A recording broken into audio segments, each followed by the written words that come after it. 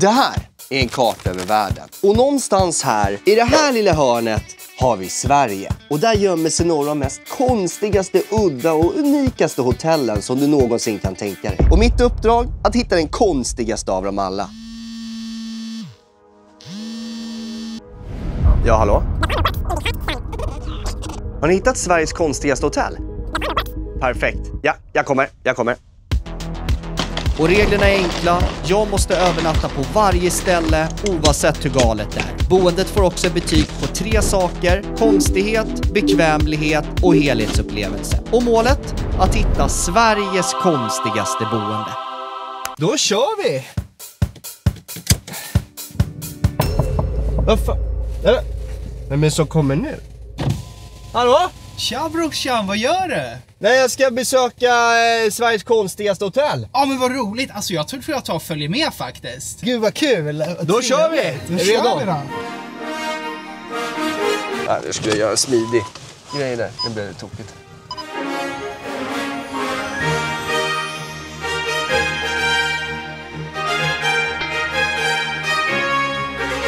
Ja, Felix, du har ju ingen aning om vart vi ska någonstans, eller hur? Nej, jag har faktiskt ingen aning och jag kollar på skyltarna och försöker så här, tänka vart vi är på väg, men jag kan inte säga att jag har listat ut det än. Vi kanske är på väg till rymden.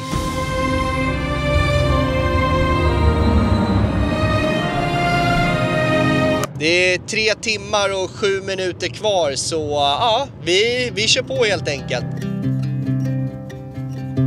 Medan jag satt och körde så slog det mig. Jag och min bror har faktiskt aldrig gjort ett riktigt äventyr tillsammans. Så förutom att hitta Sveriges konstigaste hotell ska jag även försöka få bra minnen med min bror. Men det finns ett problem. Och tydligen så är han höjdrädd. Men, det tar vi sen. Nu ska det handlas. Den heter Tjorren den här. Man behöver ladda ner en app för att komma in i det här. Så vi håller på att fixa med appen nu här. Vänta, börja handla. Lås upp butik. Nu. Ja, så. Vad häftigt. Här är snacks och allting. Sura chaffisar, en sån måste vi ta. Vi var rätt så stressade här, men vi valde att fika lite ändå, för man måste ju fika, eller hur? Sen såg jag de här fåren också, och de var så gulliga. Kolla vad bara de springer. Nej, nu tillbaka till videon.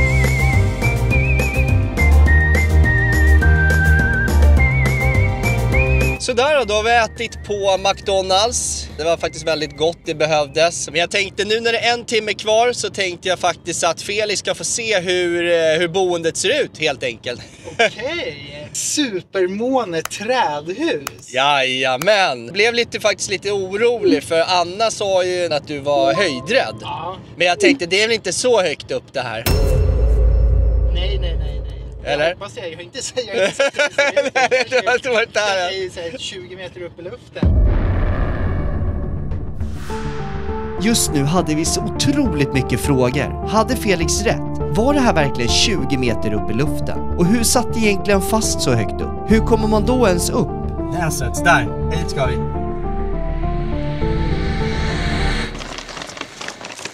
Så där då var vi framme. Felix, vad tycker du om stället hittills? Alltså jag tycker det är väldigt coolt. Jag är också lite glad för jag är lite rädd att det skulle vara någon sån här trästeg. Man ska klättra så här 20 meter upp. Men den här höjden klarar du av, va? Ja, inget problem. Eller? Ja, vi får se sen på kvällen. Jag kanske börjar så här, skaka eller sånt där. Ja, jag får med att det skulle gunga lite. Han sa det, han som har de här. När det blåser gungar det lite. Men nog om det. Vi rör oss inåt. Jäkla stegenvajar också. Åh jäklar alltså.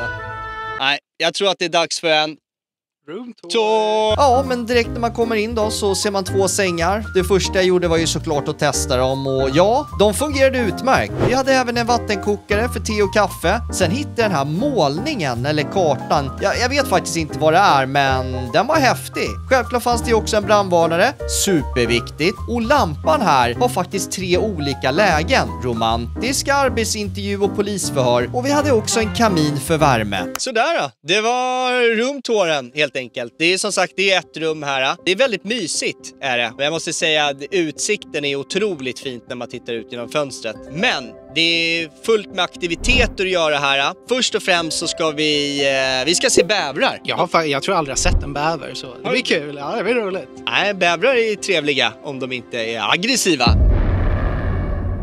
Men det är säkert snälla bävrar här, det är nog inga konstigheter. Men vi rör oss till bävrarna. Ska jag vara helt ärlig, jag och Felix hade ingen aning om vart vi skulle. Som tur var så stötte vi på Mirelle mitt i skogen. Det är hon och Willem som har det här underbara stället. Nu får vi vara tysta, för det är här de är. Då ska vi se. Försiktigt Felix. Där är en grop. Sover de här inne då? Ja. Åh jävlar. Ja, oj, shit. Jag trodde det var en grävling först. Men det var det inte. Tyvärr hittade vi inga grävlingar, men som tur var så hade Mirelle en plan B. Men först tyckte hon att vi borde byta skor, så vi gick till stugan och fick låna varsitt par rejäla kängor. Nu ska vi gå in i druidstigen här. Men först var vi tvungna att balansera på de här stockarna för att ta oss vidare till andra sidan, och trillade man ner här, ja, då var det bara att bada.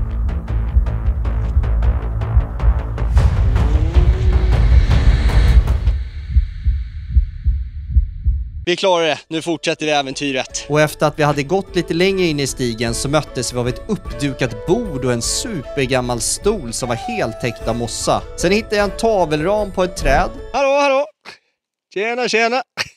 Nu rör vi oss vidare. Och det var mitt försök att vara rolig, så var det kul, tummen upp! Sen såg vi skylten Poesistigen och plötsligt var det små peppande texter överallt, och det var som att skogen försökte motivera oss att fortsätta framåt. Så det var precis det vi gjorde. Vi fortsatte framåt. Och självklart så hittade jag en till gammal stol, men den här vill jag faktiskt sitta på. Det ser ut som jag sitter och på toa. Och plötsligt gick den här lugna skogspromenaden från en mysig lugn promenad till en full-on hinderbana. Vi fick liksom balansera över stockar och ducka för grenar, och nu kändes det mer som ett träningspass än en promenad. Jag fakta huvudet här. Men med Mirelle som coach så vi visste ju att vi var i trygga händer. Ja, jättefint ju. Jäklar. Det här kunde ha gått illa, så nu rör vi oss tillbaka. Så där då är det dags för nästa aktivitet. Felix, tror du att du kan gissa vad vi ska göra? Jag är ganska säker på att vi ska basta. Ja, vi ska basta. Så nog snackat, nu drar vi och bastar.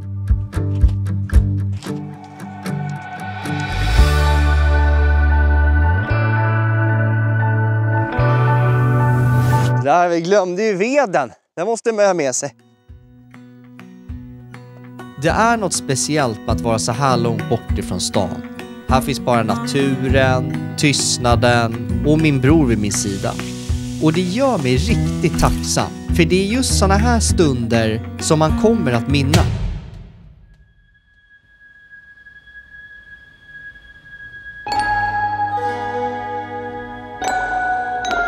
Jag vet vad ni tänker. Det här ser ut som 2 patienter som har rymt ifrån psykakuten. Jag förstår det. Vi försökte i alla fall få att se coolt ut. Nu är det faktiskt dags för Movie Night! Filmkväll. Jag och Felix kom hit utan några större förväntningar. Men det här blev mer än bara ett boende som vi skulle sova över på. Det blev en hel upplevelse. Vi följde liksom spår efter grävlingar. Vi tog en lugn promenad i en magisk skog. Vi bastade och vi grillade marshmallows under stjärnhimlen. Och så den här utebion. Alltså, wow. Men vi hade fortfarande en sak kvar att göra. Men det tar vi imorgon bitti.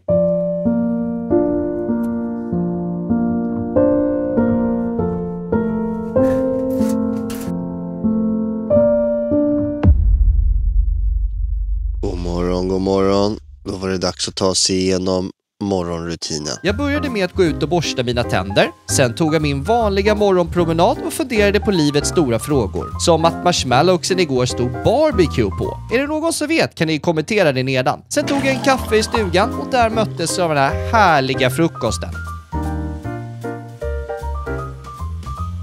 Då har man vaknat till liv och känner sig som en människa igen efter lite kaffe. Men det är väl dags att summera det här stället och vi har ju 3 styckna delar. Det är konstighetsfaktor, bekvämlighet och helhetsupplevelse. Det är väldigt häftigt. Det är inte ofta man är en boll liksom uppe i luften. Bara det är ju väldigt häftigt. Jag skulle säga en 7 på konstighetsfaktor. Och sen på bekvämlighet en 7 också. Och sen själva helhetsupplevelsen så skulle jag säga, med tanke på att det fanns så himla mycket att göra här och inte bara boendet, så skulle jag säga att det får 7,5 skulle jag säga. Så det är riktigt bra betyg. Vad skulle du ge, Felix? Stark 9 kanske. Oj, det var bra betyg.